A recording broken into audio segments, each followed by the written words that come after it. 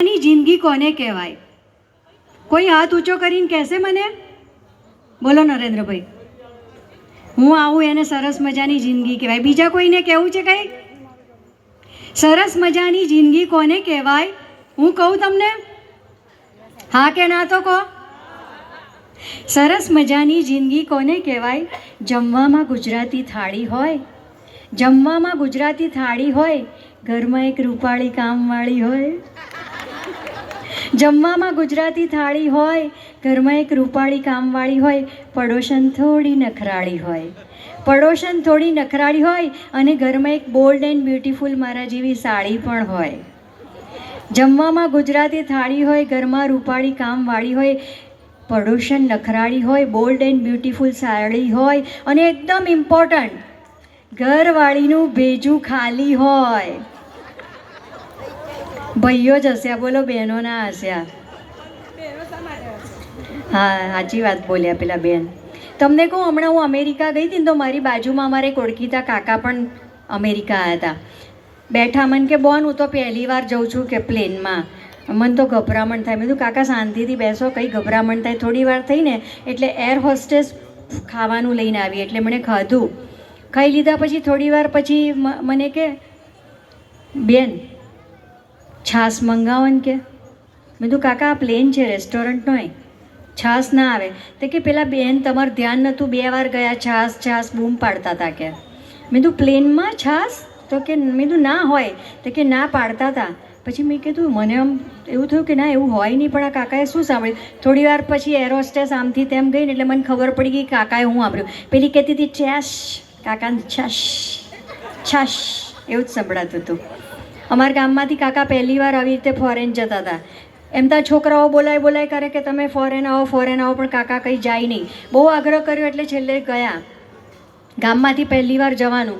એમના મિત્રો એમને કહેવા માંડ્યા કે કાકા ફોરેન જાઓ છો, આવું ધોતિયું જબ્બો લેંગો પહેરીને ના જવાય, કે તમારો છોકરો ત્યાં કેટલી મોટી કંપનીમાં મેનેજિંગ ડિરેક્ટર છે, સરસ રેમન્ડનો સૂટ કરાવો. એટલે કાકાને સૂટ કરાવડાવ્યો. પછી બેગો જોઈને કે આવી પતરાની પુઠ્ઠાની બેગ લઈને જવાય, એકોલેકની કે સેમસોનાઇટની બેગ લેવી પડે એટલે બેગનો ખર્ચો કરાયો. બધું તૈયારી થઈ ગઈ. કાકા આમ પ્લેનમાં જવા તૈયાર થયા. બધા બોમ્બે એમને મૂકવા ગયા. ભાઈબંધો ગયડા કે અમને કતઈથી કાગળ લખજે, ફોન કરજે, બધું કરજે. તો કે સારું. રામ રામ કરીને ગયા. કાકા અંદર જેવા પ્લેનમાં બેઠા, પહેલી વાર પ્લેનમાં જતા હતા, જેવા બેઠા ને એટલે બાજુવાળાને કે ભઈલા આ પટ્ટા હેના જ કે. તો કે કાકા એને સીટ બેલ્ટ કહેવાય, આમ કમર પર બાંધવાનું.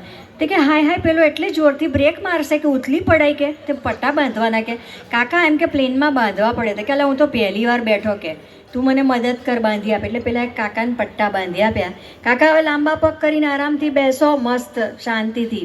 કાકા આરામથી બેઠા. પ્લેન અધ્ધર થયું એટલામાં એક સરસ બ્યુટીફુલ એર હોસ્ટેસ કાકા પાસે આવી કોલ્ડ ડ્રિંક્સ લઈને. અને કાકાને કોલ્ડ ડ્રિંક આપીને એણે પૂછ્યું, કાકા ઓ કાકા સર, ઓ સર. કાકા કે હા. આઈસ? કાકા કે તું કે તઈ આઈસ. કાકા ફોરેનમાં ગયા. ત્યાં એમને આમ તેમ બધે બાગ બગીચામાં આજુબાજુ ફરવાનું હતું. ત્યાં બેસે, ત્યાં એક ધોળિયન બેન, એમને દોસ્તી થઈ ગઈ કાકા જોડે. તેને ઇન્ડિયા વિશે બધું જાણવું હતું એટલે કાકાને બધું રોજ પૂછપૂછ કરે. એમ કાકા ઇન્ડિયા બહુ સરસ? તો કે હા બહુ સરસ. તો કે મને જોવું છે. તો કે મારી જોડે હેડ, મને મારા ખેતરે લઈ જઈશ. તે બેન જોડે આવ્યા. પેલા કાકા કહે છે કાલ સવાર વહેલી ઊભી થઈ જજે કે તને મારું ફાર્મ જોવા લઈ જઈશ. તો પેલી તો એટલી એક્સાઇટ થઈ ગઈ, વહેલી ઉઠી ગઈ ને તૈયાર થઈ ગઈ. કેમેરો લગાવીને કાકાને જોડે બહાર નીકળીને મોર, પોપટ, ચકલી, ગાય, ભેંસ, આવું સરસ મજાનું લીલુંછમ ખેતર ને જાત જાતના આંબાના ને ચીકુના ઝાડ. એટલી બધી એક્સાઇટ થઈ ગઈ. ત્યાં જઈને કે વાવ. કાકા કે વાવ નહીં, તળાવ. હા, તમને કહું આપણા બહેનોની વાત. ઘણા ભાઈઓ કહેતા હોય કે બૈરાઓમાં અક્કલ જ નહીં, બૈરાની બુદ્ધિ પગની પાની હે. તો મારી એક બહેનપણીને ખોટું લાગી ગયું. મને કે મારા હસબન્ડ બોલ આવું કહે છે. મેં તો એમને કહી દેવાનું કે અમારું માથું કપાઈ જાય ને તમે પગની પાનીથી પણ કામ કરીએ, તમે શું કરો. પણ તમને કહું એવું હોતું નથી. બહેનો બહુ હોશિયાર હોય છે. હમણાંની જ વાત કહું, ગયા વર્ષે છે ને હું અમેરિકા ગઈ હતી આ રૂપલના ઘરે. તો પ્રીતેન ઘેર આવ્યા ને એટલે રૂપલે પૂછ્યું, પ્રીતેન જમવાનું શું બનાવું? પ્રીતેન કે જે બનાવવું એ બનાવીને કે. તો કે ના પ્લીઝ, કેટલા પ્રેમથી પૂછું જ કે ને શું બનાવું. તો પ્રીતેન કે એક કામ કર, બટાકા ડુંગળી ટામેટાં એવું બધું નાખીને મસ્ત શાક બનાવી રસાવાળું અને ભાખરી. રૂપલ કે 4 દિવસ પહેલાં બનાવ્યું હતું, કે કશું બીજું કે. પ્રીતેન કે તો જે બનાવું એ બનાવી. મેં યાર મને ના પૂછીશ કે હું કંટાળીને આજ તો કે એક કામ કર કે શું બનાવું, મને કંઈક કન્ફ્યુઝન થાય છે કે ને પ્લીઝ, મને નથી આઈડિયા આવતો. પ્રીતેન કે એક કામ કર, ખીચડી કઢી બનાય. હોતું હશે કે પેલા બંને છોકરાઓના મોઢા ચડી જશે કે. તો કે તો પછી મારું માથું ના ખા, કે ગુસ્સે થઈ ગયો પ્રીતેન. જે બનાવવું હોય બનાય. તો કે છેલ્લી વાર પૂછું છું કે ને, તો કે ખીચડી કઢી બનાય. હોતું હશે. દાળ ઢોકળી બનાય. હોતું હશે. તો કે કેમ, મને ગેસ નહીં થઈ જતો કે. એટલે આની હટી. એકે રીંગણ બટાકાનું ડુંગળીવાળું શાક કીધું તો કે 4 દાડા પહેલાં બનાવ્યું તો ખીચડી કઢીથી છોકરાઓના મોઢા ચડે છે. દાળ ઢોકળીથી તને ગેસ થાય તો મને હું કામ પૂછપૂછ કરતું કે અવાજ ધીમે કે ધીમે નીચે અવાજે બોલવાનું વાઈફની સામે. આ તો સવારથી હું અડવાન પલાર્યું તો તને એમ થાય ને બૈરી પૂછીને કરે છે એટલે પૂછ્યું. પણ આપણી પાસે સમય મર્યાદા છે. આ છેલ્લો જોક કહું છું, ધ્યાનથી સાંભળજો. વચ્ચે બોલતા નહીં, હસતા નહીં, તમને મજા જ પડશે. મારી એક ફ્રેન્ડ છે, બેન ગામડાના છે, એટલે ગામડાની એકદમ દેશી ભાષાનો પ્રયોગ કરે છે. હમણાં પેલા બેન, એનું નામ શું છે દીકરીનું, જે એન્કર કરતી હતી? હા, હિનલ. હા, જીનલ. ક્યાં છે જીનલ? ઓકે જીનલ, તું એવું કહેતી હતી ને મને ગુજરાતી બોલતા નથી આવડતું, પણ એ તું પરફેક્ટ બોલતી હતી. ઓરિજિનલ એવી રીતે જ બોલાય. તમે બધા બેસી જાઓ. એનાથી આગળ તાર કહેવું હોય ને તો ચોંટો. પણ એવું આ મારી બેનપણી એકદમ ગામડાના મારી ઘરે આવે, એને એમ થાય કે મયુરી આજે મળી છે, કાલે ના પણ મળે, જલ્દી જલ્દી બધું શું કહી દઉં, વાત કરી લઉં. એ બેન કેવી રીતે બોલે છે, કઈ ભાષા વાપરે છે, એ દેશી ભાષાનો પ્રયોગ કરશે. એકાદ બે શબ્દ તમારા કાનને નહીં ગમતો પણ આવશે, પણ એના માટે સોરી કહી દઉં છું. આ મિમિક્રી છે, હું કોઈની કોપી કરું છું, એટલે ધ્યાનથી સાંભળજો. તમે બધાએ શંકર મહાદેવનને સાંભળ્યા છે? સિંગર છે શંકર મહાદેવન. બ્રેથલેસ સિંગિંગ કરે છે, નોન સ્ટોપ. મારી આ બેનપણી બ્રેથલેસ ટોક કરે છે, અને એટલે મોટેથી બોલવા જોઈએ. જ્યારે પણ મારી ઘરે આવે ને, મારા પડોશીઓને ખબર પડી જાય કે મયુરીને ત્યાં આજે પેલો એન્ટિક પીસ આવ્યો છે. મારે એમને કહેવું પડે કે ધીમે બોલો, ધીમે બોલો, પણ એ ધીમેથી બોલી જ નથી શકતા. એ બેન શું બોલે છે, કયા વિષય પર વાત કરે છે અને કેવી રીતે બોલે છે, એમની હું કોપી કરવા જઈ રહી છું. વચ્ચે હસતા નહીં, તાળી પણ ના પાડતા, છેલ્લે પાડવી હોય તો પાડજો. એ શું કહે છે, મારી ઘરે આવે અને મને કહે, હા ચૂકો મયુરબેન, વિચાર કરો બૈરાન જાતે કેટલા બધા કોમ કરો, અને કોમ કરી કરીને થાકી જાઉં છું. હું તો કચરા પોતા કપડાં વાસણ બધું જાતે ને જાતે કરો. હર 5 વાગે ઊભી થઈ જાઉં, 2 વાગે ફટફટ ફરવા જાઉં. મારે કેટલાય વર્ષોથી બઈ નહીં રાખવાની. આપણા ઘરનું કામ જાતે ને જાતે કરો. આપણા ઘરનું કામ કરવાની કશી વાત નહીં, હું તો શરમ નહીં રાખતી. કચરા પોતા કપડાં વાસણ બધું જાતે ને જાતે કરું. મારા ઘરમાં 2 છોકરીઓ છે, મારી મોટી 12માં ભણે, નાની 10માં ભણે.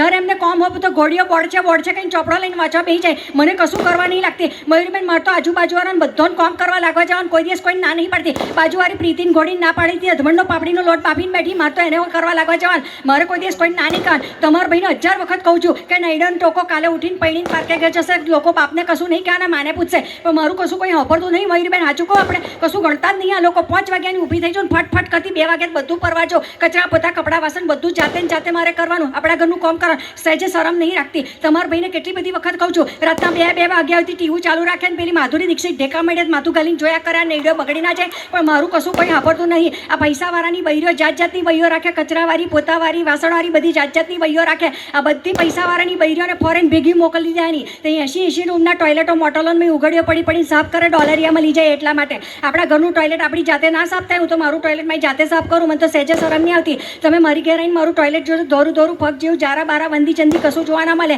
હું તો તમારા ભાઈનો જૂનો મોજો હાથમાં પહેર દઉં, મડગાન મેં હાથ ગાલીને દઉં.